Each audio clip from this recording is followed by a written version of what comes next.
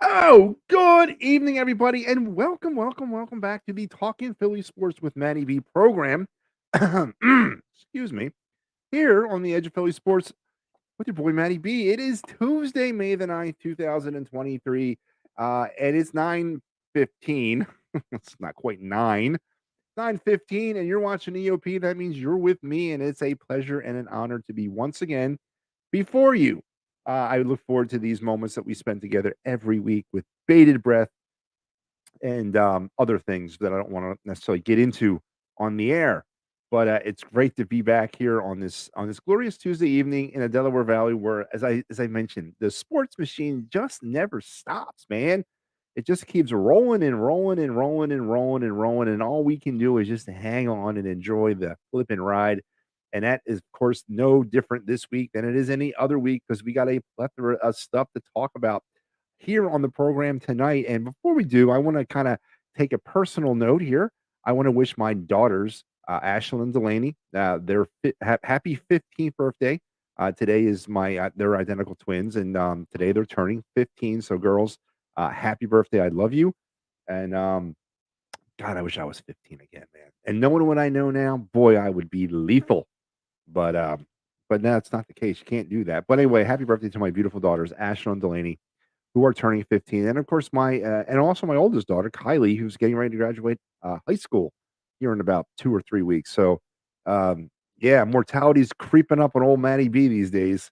Turned 50, got a daughter who's getting ready to graduate high school, and I just have two daughters turning 15. So, boy. Anyway, yeah, it's all good though. It's good to be alive. So tonight here on the program, we're gonna do something different. We're gonna go 4 for 4 tonight, and that's not. I'm sorry, we're gonna go 3 for 4. I'm not gonna talk much or at all about the Eagles, but we are gonna go 3 for 4. We're gonna throw in some Sixers, some Flyers, some Phillies, and mix some things up. Of course, it's a big night here in the Delaware Valley. The Flyers, the Phillies, and the Sixers are both in action right now, and both of them are doing well. Surprisingly enough. The Phillies, who are currently battling the Toronto Blue Jays, are up 5-4 after a very hairy top of the seventh inning, but they are still up, and it's now the bottom of the seventh. And then the Sixers are out there in Boston in Game 5 of their Eastern Conference semifinal, somehow taking it to the Celtics tonight in Game 5 out in Boston, 86-69, coming to the end of the third quarter as we speak. And That is definitely a surprising news for me. This team was pretty much dead in the water after game one. They found some way to get back in this thing in game four to tie the series back up at two. And, facing that pivotal game five on the road where we've seen so many series, no matter what sport it is, so many series, that game five is that pendulum game where the winner typically wins the series. And right now, with about one quarter left to play, the Sixers are looking pretty good. And of course, here on the Edge of Philly Sports Network, a little bit later on tonight, they're going to be breaking that thing down. We're also going to be breaking down the Phillies game here a little bit later on the EOP as well with the Fightins final. So just to hope, just stay where you are, folks. Stay tuned, and let's all spend EOP on Tuesday night together. But let's get things rolling here tonight on this show. We're going to start things as we do every week, and that is with your day in Philly sports history. And we're going all the way back to 1980. And once again, I found real nothing much there in the May 9th thing. This wasn't really anything sexy going on in Philly sports history on May 9th, but I did find something on May 8th, and it's a perfect segue to my first segment of the night. But May 8th, in game five of a semifinal series against the Minnesota North Stars, the Flyers would end up winning the game 7-3. Bill Barber would tie Reggie Leach's team record for goals in a single playoff series with nine goals in a single playoff series. Man, that's God. It makes you really really miss those days.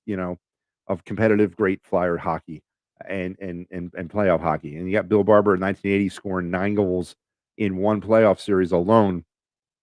Um, he would become the only left winger in NHL history to score three shorthanded goals in a series. Three shorthanded goals in this series to go with the other 6 goals that he scored. And the Flyers would end up winning the series, moving on into the 1980 Stanley Cup Finals. Of course, they would not fare well in the '80s Stanley Cup Finals, is they would lose to the New York Islanders. But you know what? Again, it makes you long for the yesteryears, the carefree glory days of orange and black hockey. And with that being said, here we go. Of course, last night, for those of you who weren't aware of it, I'm about to make you aware of it. The NHL held its draft lottery. And finally, after months and months of Connor Bednard watching and tracking, and I did it personally myself here on the Clear the Ice program. I went to basically every game that he had and went around tracking every goal he scored, his plus minus. I mean, it was gaudy numbers, real gaudy numbers, and he was definitely the consensus. And he's the consensus number one overall pick, and he was going to look great in orange and black. But unfortunately, luck was what a shock. Not on the Flyer side last night, as they didn't do anything. They fell in where they were at 7, and they will pick 7th overall in this year's draft. And the Chicago Blackhawks, who are just fresh off of, let's face it, a dynasty run with the Jonathan Towns and the Patrick Kanes of the world. And here they are, they're getting ready to reload up for another one. So does it seem fair? No. But you know what? The Flyers didn't do enough in the regular season, to garner Connor Bednard. And that was a topic that we spoke about quite a bit here on this program, on the Clear the Ice, and in this program, and on this network, was the tanking aspect of the Flyers this season. Everybody was, it was kind of split down the middle. We don't want to tank, but we want to get better. And there's no other way to do that but to tank. And the Flyers just didn't do enough. They didn't do enough losing in order to get in a position to draft Connor Bednard, and they are not going to be able to do that. So now the question is, what's next? The balloon, or the air in the balloon of the Flyers 2023-24 season, kind of went out last night, and we haven't even got. We're not even technically into like that. We're not even in the next off season yet, and people are already doom and glooming this thing. And I'm not necessarily doom and glooming it, but reality is set in, and reality is set in for me personally last season, and I knew that this was the end, or the beginning of the end, or the end of the beginning, whatever you want to call it, last year. That we were not in a retool, we were not in an aggressive anything but a rebuild, and that's the reality of it all. And I think Flyers fans are around the world and the Delaware Valley are starting to come to grips with that, and not getting the Connor Bednar pick this year, not getting that opportunity to pick number one overall. Now, do the Flyers manipulate their way up to number one and try to get Bednar from the Blackhawks? I don't think that's going to be possible. The Flyers don't have that kind of capital to mortgage. And why would you do that if you were the Blackhawks, when you're looking at a player that's really uh, generational in every aspect? The kid was given exceptional status by the Canadian government at the age of 14, so he could go off and play full time professional hockey in major junior hockey. I mean, who does that? This kid's out there playing at 14 with 22-year-olds on the same team, and he was succeeding and excelling at that sport. The kid is a different level of player. Now, of course, obviously, things could always work out, and we don't really know how it'll translate. But I'm pretty sure that Connor Bednard will be a name that'll haunt everybody that's not a Chicago Blackhawk fan for the next 10, 15 years. But we need to get past Connor. We need to get past that and realize that we're not going to get him. And now get to that rebuild. What's next? What are we doing? What are we doing? So, and it's hard. It's hard to kind of acknowledge the fact that you're not anywhere closer to winning a Stanley Cup now than you were last year, or the beginning of last season. And in some aspects, you might be lower or further away. But I can accept the realization finally that management understands it, and then they're not being shady about it, and they're talking about it. I can accept the rebuild aspect of this, and I can expect what's about to happen with that slow rebuild. And I'm not necessarily going to go doom and gloom with the number 7 overall pick. I'm not, because it's not a bad place to be. Are you going to find a Connor Bednar at 7? You might. You absolutely might find a Connor Bednar at 7. You might find somebody better than him at 7. But the realization is, it's not going to be sexy, at least right off the bat. That player may or may not develop into that type of player, may or may not. We picked 5th overall last year. We got a great young kid in Cutter Gutier, who obviously decided to stay up in Boston College for another year. So we won't be seeing him until next spring. But, he's coming. And then that's the other realization of number 7 overall pick. More than likely, he's not gonna be a Flyer next year. More than likely, the number 7 overall pick is going to continue to play junior hockey wherever they may be, or college hockey wherever they may be. And that's another realization that Flyers fans probably need to understand that whoever we do pick at 7 will probably not play for the Flyers in 2023-24, and that's okay. I mean, that's part of a maturation process, and that kind of goes for a lot of players. The top 3, they're pretty much earmarked for the NHL. After that, everyone's going to have to kind of go through their paces and kind of do what they got to do to get there, but the bottom line is the search for a super duo is now continuing for the Flyers because that's how you're going to do this, right? At the end of the day, that's how we're going to win a cup. We got to have a super duo, and we don't have that. And I don't know if there's one coming. Is Cutter Guthier part of that super duo? Is the kid we're going to draft at 7 this year? Is he part of the super duo? Is Sean Couturier going to, warp into a great player after not playing for 2 years? I don't know, but we got to find that super duo, and obviously not getting Connor Bednar is a kick in the junk because that was one half of a super duo. It really was, and the Flyers are now still back there at square one in terms of trying to find one. And when you're a rebuilding team, it's very hard to justify going out and signing a free agent to kind of build that super duo around you because you have no idea how long it's going to take for the rest of the team to form around that player. So it's a very vicarious position the Flyers find themselves in. Do you continue to grow through youth, or do you go out next season and try to sign a free agent? And there's a few of them out there that could put butts in the seat and could potentially be considered part of a super duo, but for how long, I don't know. And is it going to matter much when we get to where we need to be? I'm not really sure, but it's gonna be interesting for me to see, first of all, is Danny Briere the guy doing all those things? Is he gonna be the permanent GM? Who's the president of hockey operations? All these questions are gonna have to be answered within the month because the draft comes in late June, and they're gonna have to have everybody in place by then in order to make the proper pick, depending on who's in charge. But what is that gonna look like? And what are the Flyers, more importantly, gonna look like in 2023 and 2024? So I figured we play a little game where I'd go back and I wanna talk a little bit about that, and I think it's time. I think I let enough time go by to not talk hockey. And let's get into some hockey right now. So, the way I see it, folks, heading into next season, right off the top of the iceberg, these are the players I don't want to see wearing orange and black next season. I mean, there is, under no certain terms, do I want to see these individuals back in South Philly, and I have my reasons, and I will try to explain those reasons. And let's kind of start with the top. Travis Konechny had a great year, resurgence type of season. But unfortunately, the way I think things are going to work out for the Flyers is Travis Konechny is going to lament here. He's going to fester here. All his great years or his good years are going to be spent here playing for really bad hockey teams. Why not trade high right now on a player who's coming off of a great season? I think the best of his pro career, and try to build for that future. Manipulate with the team, potentially get a number 1 draft pick, trade him to Chicago. I don't know, do something like that.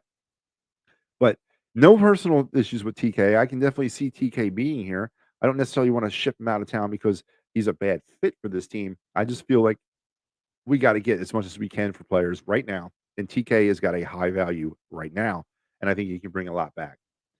Next is Kevin Hayes. Kevin Hayes is worn out his welcome. Kevin Hayes is probably packed up everything from his apartment in Philadelphia, in downtown in Center City, and is pretty much kind of just waiting on the news. I don't think there's any scenario that Kevin Hayes is back with the Flyers. Now, what the Flyers end up getting for Kevin Hayes more than likely will be just some sort of salary cap relief deal, maybe some AHL players, maybe a late round draft pick thrown in there somewhere. I don't expect the Flyers to net much for Kevin Hayes, other than that salary cap relief, because it's going to take a lot for a team to pull Kevin Hayes' salary and pick that up. And the Flyers are not just going to be able to walk away from that. They're going to have to pay a portion of it. But I don't think Kevin Hayes fits here. He doesn't get along with John Tortorella. He's not part of what this team is going to be in the future. His days are best used now. He could help a team win today, and that team is not the Philadelphia Flyers. Unfortunately, I think Kevin Hayes is got to be gone. He's got to be gone. The next player for me is Ivan Provorov. Boy, did this guy fall off a cliff. We hyped this guy up to be the greatest defenseman since Eric Desjardins. and he has done nothing but come extremely short of all those goals. He lacks leadership ability. He lacks consistency in his offensive game. He lacks consistency in his defensive game, and he lacks character. He doesn't have it. He's not tough. Um, a bad draft pick. It was one of the many bad decisions that this management or the management team in the past made, and Provorov is part of that. And he needs to go just for sanity for both the Flyers, Flyer fan base, and Ivan Provorov. So I need to see him gone. The next player is Joel Farabee. It's pretty shocking that I'm putting him on this list, but again, kind of in the same TK ilk. It's not that I don't think Farabee has a place here. I think he does, and I think he would fit in well. I'm not certain of his relationship with the head coach. I don't know if they're seeing eye to eye. Farabee spent a lot of time as a healthy scratch or as a bench player altogether. I'm not necessarily sure what that relationship is like. I think Joel Farabee fits into that TK thing. We can get more for him now. He's a younger player. We could probably get a sizable return for him for future, capital, whatever. I definitely think moving Farabee would be beneficial for both Joel and for the Flyers right now at the highest point that he is. My next player is Travis Sanheim, who I've never, ever, ever been a fan of. I don't understand one why he drafted him. One, why they kept messing with him and trying to make him a good player, and three, why in the hell did they give him that contract? I mean, Chuck Fletcher, boy, thank God you're gone. I don't know if they're going to be able to wheel and deal away from Sanheim, but they got to try. Sanheim is garbage. He is going to be an anchor around this franchise for the rest of that contract that he signed. I hope there's somebody we can take him off our hands again, more of a salary cap dump and a salary cap move for the Flyers. They're going to have to eat some of that. I'm not necessarily sure what they're going to get back in the package, and really don't care. I just want him gone. I don't want Travis Sanheim playing defense for this team. I can't stand him. He needs to go. And my final player that I want to see traded in 2023-24, yeah, it's Carter Hart.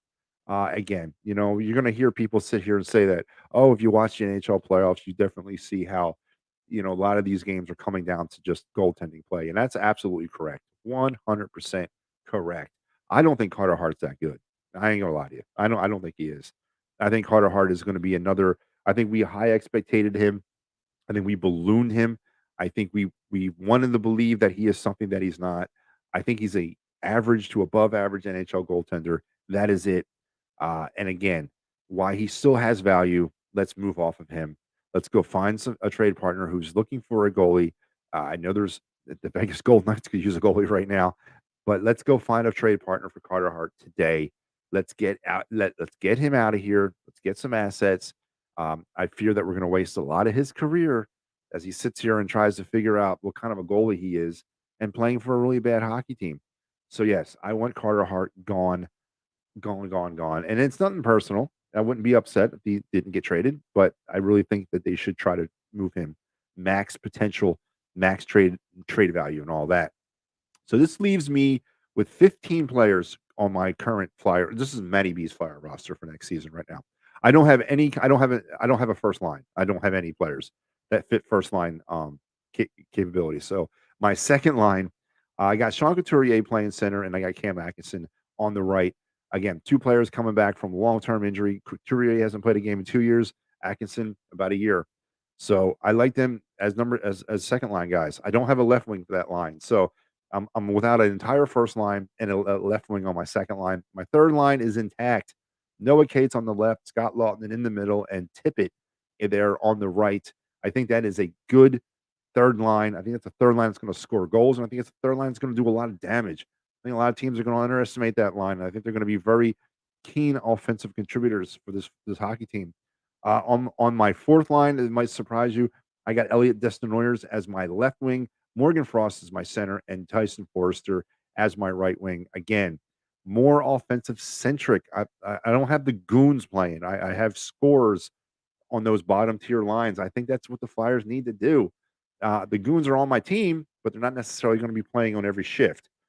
Defensively, I don't have a defense. I don't have a number one defensive pair. I want to keep Tony D'Angelo around, so I'm going to put him as my one D2 guy. I don't have a guy to play with him, and then my D3 is Cam York and Ristolainen, only because Ristolainen is not going to get traded, or no one's going to take him. So yeah, we'll go with Risto in New York there as my D3. Sam Erickson is my goalie. And I got Nick Sealer and Wade Allison and DeLorean kind of rounding out the group right now. So it's 15 players currently on my roster for next season for the Flyers right now. With that being said, that obviously is not a hockey team. That is half a squad. So the Flyers are going to have to go out and do some work. Question is, what kind of work are they going to have to do? Cutter Gauthier will not be a Flyer next season. He's going to be a Boston College Eagle next season. He already said he's going to come back for his sophomore year. So at the very minimum, we could see Cutter somewhat in the spring potentially, right? So what do we do in the meantime? There are free agents out there, and it's going to be an interesting situation if the Flyers go down this road, and if it's worth it for them to go down this road. Because are these free agents that are out there, are they going to help the Flyers win a Stanley Cup next year? Probably not. Are they going to help put butts in the seats? Yeah, they probably will. Are they going to help maybe get this team back in the playoffs? They probably will as well. But is that the right way to rebuild?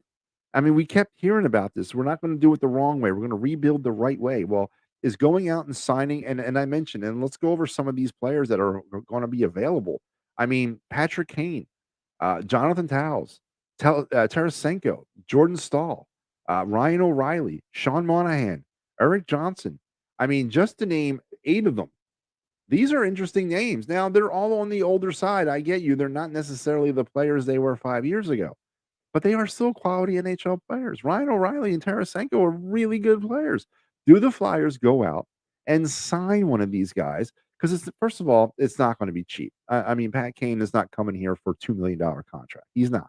Jonathan Towles. Do the Flyers go down that road, and do they explore that possibility of potentially moving a player like that here?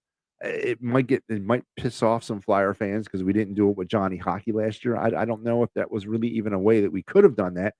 But do we go through another season of just young players? Because as you just heard me say, there's 15 players that I believe that are part of the future of this team. Now I don't know what John Tortorella thinks, and I'm sure it's not necessarily in line with what I think, but I believe that in the for the future of that team, that those are the 15 players that are going to end up being here anyway. I don't see the players that I've mentioned that I want traded as part of the future, with maybe the exception of Carter Hart, maybe. But other than that, I mean, is that necessarily that's really where it's going to wrap up anyway.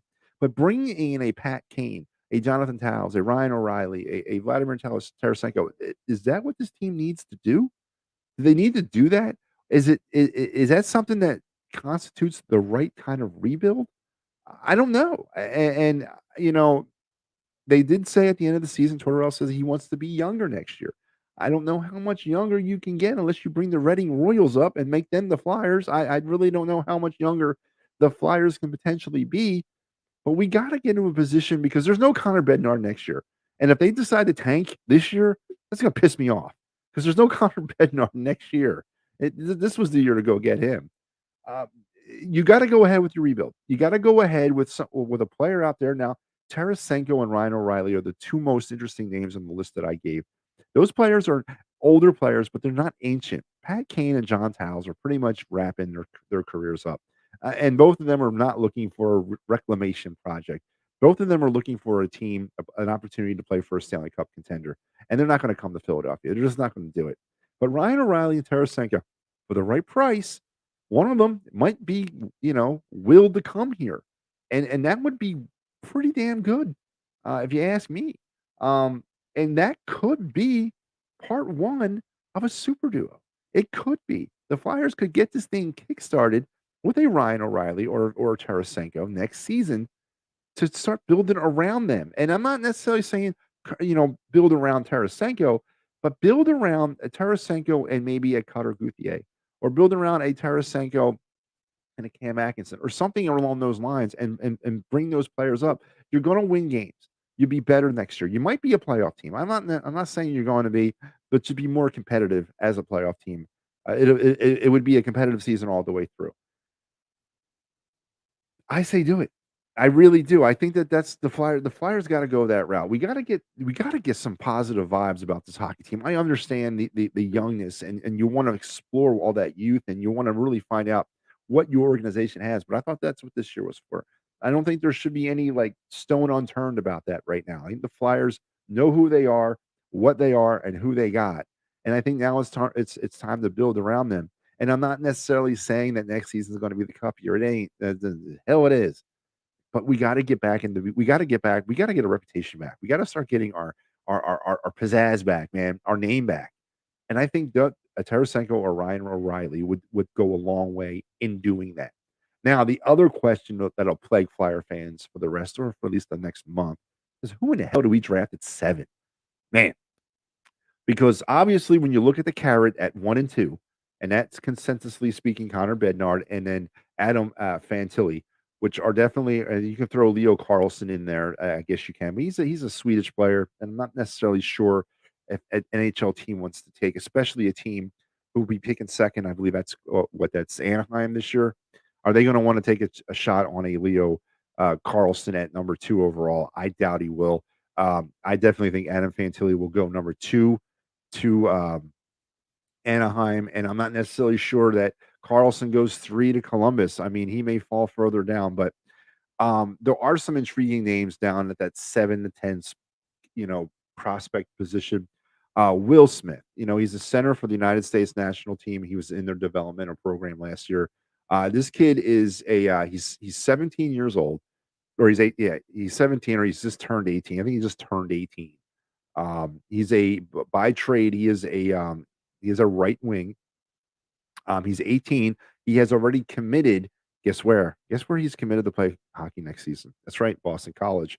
So Will Smith is going to go to Boston College next year.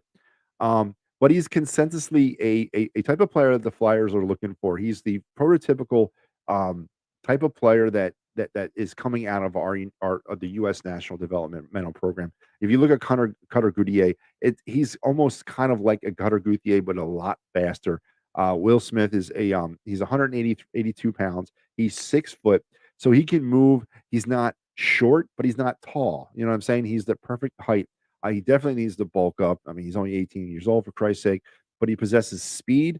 He possesses quick feet, quick hands, and an absolute IQ for the game. He's very intelligent, understands everything about the modern game. He was one of only 4 first-year draft eligible players selected to be on the American under the U17 or the U20 team that competed this December. Um, Definitely should be there. Definitely, I think will be there. A potential pick for the Flyers. And then there's Dalbor Davarski, the center out of Sweden. Again, I just don't. I don't know, man. I struggle with trying to draft a European player. I don't know if that's where the Flyers need to be going. But this kid, he's got the tools. 200 pounds, 6'1", big guy. He is a center right winger. We need centers. We need centers, and we need right wingers. Um, he's got great feet, great hands, and he's got puck awareness, and he's got net awareness. And he is the kind of guy that you can. I'm not gonna compare him to Eric Lindros. Sure as hell, they are two. I mean, they don't look alike. They're not fitted together. But he's kind of maybe like a I don't know. Let's go little bit older Flyer. I kind of look at him as a Tim Kerr kind of comparison. Uh, he can be the guy in front of the net. He might be the JVR of the future if the Flyers decide to draft him. He's that net guy. He's the guy that's going to clean up rebounds. He's a big guy. He's got quick hands, but he plays European hockey. Sometimes that does not translate, and you're taking an awful risk at drafting a European player, a Swedish player at that, at 7. And if it doesn't work out, man, that's a pretty steep price to pay for not having Delvarsky not work out, and from the Swedish elite team where he played his hockey last season.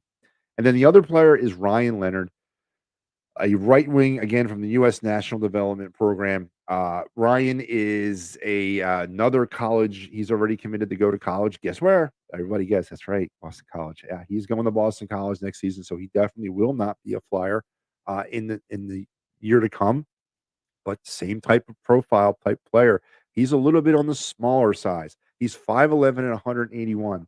If you've seen what Bednar looks like, this kid pretty much matches the body type exactly. Obviously, I'm not comparing their ability together, but this kid is kind of like a Connor Bednar. He's a center. Not necessarily sure how that's going to translate into the National Hockey League. A 5'11", 180-pound center. Don't know if that'll work. You'd obviously have to bulk up. Maybe we can play him at the left wing. I mean, he's a forward. He can go. I don't care. They can play other positions. But again, a fast kid. He's got great hands and great feet, and a nose for the net. And he's another player that will be there at that 7 to 10 position in the draft. So the Flyers are going to have some options, but I don't think any of the options that the Flyers will have this year will be players that can lend a helping hand this year. And that's a reality that Flyer fans need to understand now, 1 month before the draft. Whoever the Flyers are drafting at 7 is probably not, I repeat, not going to play for the Flyers next season. He's going to join Cutter Gauthier, and I already mentioned 2 of the kids that are already committed to Boston College, and then you got the kid from Sweden who will probably be brought over, or they'd probably leave him in Sweden for another year and then bring him over potentially the following season, or maybe they bring him over and put him in the minors. But he will be, if they brought him over next season, he would be in the AHL and the ECHL all season long as he's trying to figure how to play North American hockey and the speed of North American hockey, the physicality of North American hockey. The rink is different. It's a tighter rink. It's not as wide as the European rinks. So the reality is that the Flyers will probably not see their guy next season in orange and black. And that's another reality. So what do we do? Do we pivot? Do we try to trade the players that I want traded? Try to bring in a combination of salary cap relief, second tier type players, AHL prospects, draft picks. We go out, maybe we sign one of the top tier free agents, the Ryan O'Reilly or Tarasenko type players, one or the other. I honestly think those are the 2 best fits for the Flyers, if any of them are fitting. And do we try to put together a semblance of a team that competes, and that's a potential playoff team next season? Or do we continue to rebuild the right way and do what John Tortorella once done? Be even younger next season. So these are questions that are maddening, frustrating for a lot of Flyers fans. But at the same time, you got to look at the holistic value of these questions. It's a breath of fresh air. We're doing it. We're rebuilding. Whatever way they decide to go, it's being done. And it's not going to happen overnight. You got to be patient. The number 7 position in this draft was not, of course, where we all wanted to be. It was all about Connor Bednar. Bednar or bust. Well, it bust. We're not going to get him. So now we got to move on. We got to pivot. The Flyers got to pivot. We got to find a player. That player probably will not be here next season, but we got to find a way to get a competitive team on the ice that continues to rebuild this team in the right way. So here's to the movement of the offseason as we get closer now to the draft. It's about a month away. And then from there, of course, it'll be free agency. And then all of a sudden, we'll be reporting to training camp. Hopefully, that goes by fast. I mean, it coordinates with football season, right? September. So that's my Flyers 2 cents. And I hope everybody understands and is accepting all that because it'll make it a lot easier to swallow that medicine this season. All right, that's going to lead me to let's go. Let's do a little check in here. We got some updates with about 4 minutes to go to Sixers in hand, 113-92 over the Boston Celtics. It's looking more and more like every day or every second the Sixers could possibly be up 3 games to 2 in this series, boy. Ooh, who saw that coming? But don't forget what I said earlier. Later tonight, or right after that game goes final, we will be here. I believe they'll be doing some Sixers post game. They're going to be wrapping this game up. It should be a good post game. The Titans final will also be coming on a little bit later. The Phillies are currently winning in the, I believe it's now top of the ninth. I'm pretty sure it's 8-4 in the top of the ninth. Yeah, 8-4 top of the ninth, but Kimbrough's on. So hold your breath, everybody. I don't know how that's going to work out. But so it's turning out, or at least looking like a very good sports night here in the Delaware Valley, as our teams are competing very heavily, and looks like we're going to potentially get 2 wins. I'm not going to say anything more. All right, because I don't be that guy. My final point here tonight is about the Phillies, of course. Obviously, a rough week real rough week where the Phillies gave up some uncompetitive baseball to both the Dodgers smacked the Phillies around like they were their and it was really bad. It was just really bad. And they came home and then they would promptly lost basically 2 out of 3 to Boston. Things were really bad. And a lot of the talk was gravitated around Rob Thompson and not switching lineups and why is Kyle Schwarber leading off? Why is the starting rotation not being tinkered with? What's going on? Why can't we this, that, and the other thing? And a lot of dissension in the ranks. But the Phillies have, as I said, they're looks like they're going to win tonight. They won on Sunday. They can rebuild, and hopefully now they're 2 games under 500 at the end of this one. And it's a long baseball season, all right. And that's what somebody we have to understand. But it was hard to kind of keep that in perspective after watching the Phillies get smacked around by the Dodgers last week to a tune of I think it was they were outscored 32-11 over the course of 3 games. They gave up multiple digit runs to the Dodgers in all 3 of those games. The bullpen looked horrible. The starting rotation looked outclassed, outmatched. It was just a real bad scenario. And now that we're getting kind of closer to getting Ranger Suarez back, questions are around Bailey Falter, questions around Matt Strom. Matt Strom was coming out of the bullpen the other night, and and he got a save against the Red Sox. So obviously, that was what Matt Strom, I thought, was brought here to do in the first place. He was put in the rotation because of injuries. I get that. I've also gone on record by saying that Dave Dombrowski has not done enough with that starting rotation, and I did that back in the winter. I was not happy with the plan on how to address some of the pitching depth issues. I didn't agree with the Andrew Painter, uh, Bailey Falter rotation. I just didn't agree to that. I think it was a fool's gold to think that that was going to be a viable plan, and they didn't have any other options. They didn't bring anybody else in here. I know they plus up the bullpen. It hasn't worked out, but it will round in the form. I think the bullpen will, but that starting rotation continues to be a liability, and not necessarily with the Strom Falter back end, but with the Wheeler Nola front end, and then you throw Walker the reason why the Phillies are 16-19 or hopefully 17-19 here in a minute. It's they've had bad starting pitching. Pitching wins championships, folks. 2023 and in 1923 hasn't changed, and it won't change. You got to have good pitching. One of the things that if you look back at the Phillies last season when they struggled mightily with the bats, but they were getting consistent starting pitching. They were getting their pitchers to go 6, 7 innings routinely uh, through the early part of last season. Gibson, Nola, Wheeler, and Eflin were pitching well. They were pitching consistently. They might not have been winning because they weren't getting any run support, but they were pitching well. And if you look at some of the Phillies' stat lines over to start this season, there's rotations given, and not just the rotation, but the pitching staff is giving up close to 4 walks a game. 4 walks a game. That's incredible. They're striking out eight, eight or so runners or eight or so batters a game, but they're giving up epic amounts of runs. They're getting they've given up close to 40 home runs this season. I mean, it all boils down to the pitching. The hitting is what it is. Again, it's a long season. Kyle Schwarber will figure things out and all that, but it's got to be the pitching. And until Dave Dombrowski goes out and addresses that, and I mean through a depth move, we're going to have to bring somebody in. I don't think this rotation is going to make it through the season. There's too many uncertainties. There's too many unknowns. Ty Walker is probably the linchpin to this. If he can figure his inconsistencies out and maybe be that bridge to Suarez, potentially that might work out better.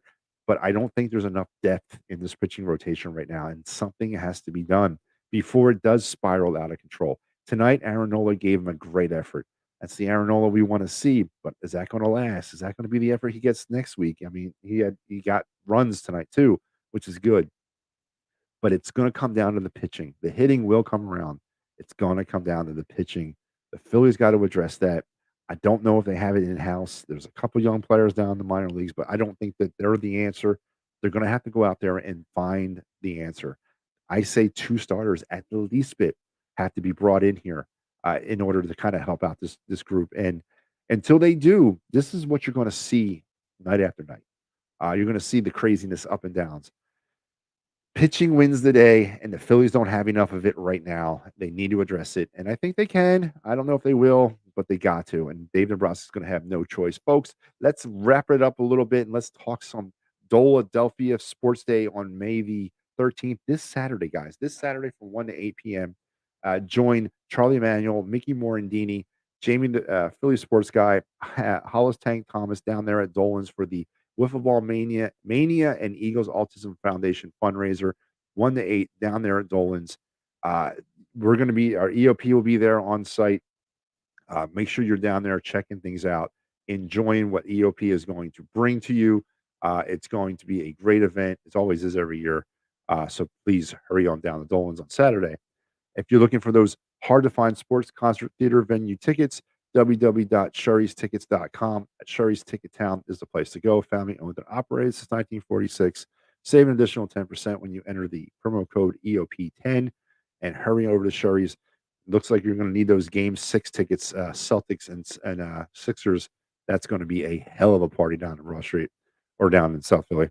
If you have workman's compensation, motor vehicle accidents, personal injury, or criminal law, Dave Cherry is the man. 610-565-0300. Tell him Matty B. Talking Philly Sports with Matty B and the Edge of Philly Sports sent you. And finally, May 11th, folks, Thursday night, the Eagle 2023 schedule will drop. Then we'll definitely have dates to put next to these trips that the Philly Sports trips will be taking you to this season, but you don't have to wait to the football season. They have plenty going on right now. Trips to Denver, Colorado, trips to Pittsburgh, trips to Chicago, just to name a few. Head over to www.phillysportstrips.com and check out all they got to offer for you. And tell me EOP sent you. All right, guys. It is an honor and a privilege, as I said, to be with you every night. I look forward to our time again next week. Until then, enjoy the rest of your Philadelphia sports week. And guess what? That is the news, and I'm out of here.